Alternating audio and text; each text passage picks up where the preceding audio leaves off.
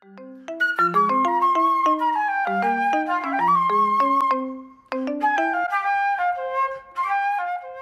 Edie Lush, and I'm here in the Hub Culture Pavilion in the Maya Riviera. Really pleased to be joined by Ricardo Avila. He's the editor-in-chief of Portafolio and a former colleague of mine from the OAS. Thank you so much for coming along. Thank you.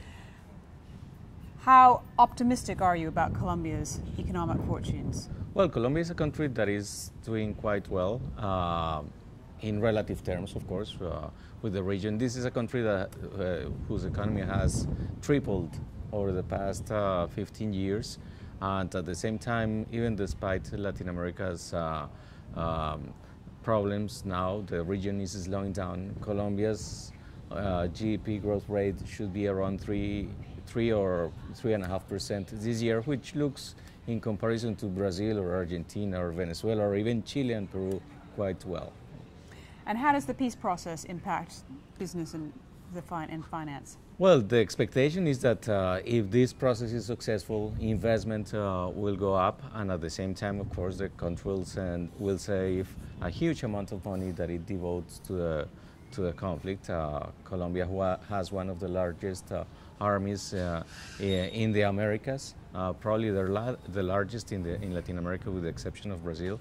And in that sense, also in budgetary terms, of course, we would save money that is being spent in the internal conflict. But how skeptical or optimistic are you? Well, it is a very difficult process. At the same time, the process has moved along at a slower pace than anyone expected. I believe the government was too optimistic at the beginning. They thought the negotiations would last a year, and we are coming to year number 3, and we'll see if there's light at the end of the tunnel, but there is no light yet, because the most difficult part of the negotiation is coming up, and basically is the concept of transitional justice. Will the heads of the FARC go to jail or not, or will they have suspended sentences and things like that? And that is the most difficult part of the process.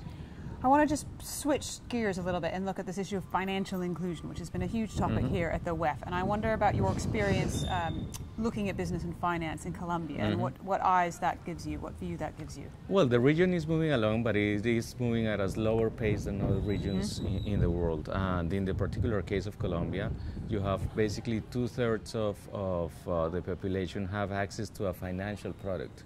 But at the same time, specifically at the bottom of the pyramid, having financial inclusion is very difficult for some people, and sometimes they feel that there's almost a hostile environment towards them.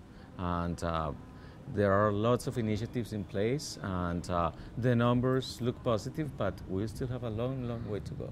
We're speaking to Guillermo Ortiz, the former central bank governor of Mexico, who was telling me there were 3 main areas: technology, education, and the government's role. That is true. In terms of, one of the things he was saying is that not all financial inclusion is good. For example, when you wildly increase somebody's indebtedness, that's of course quite negative. Where does Colombia fall in terms of those areas? I believe our experience is more or less similar.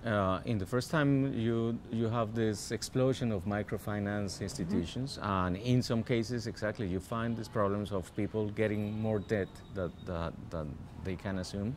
At the same time, there's a huge investment in terms of technology, basically following the model of Zaire, where financial inclusion has been very successful, where people use their mobile phones to make transactions, and that is growing in Colombia, and you have several institutions doing that.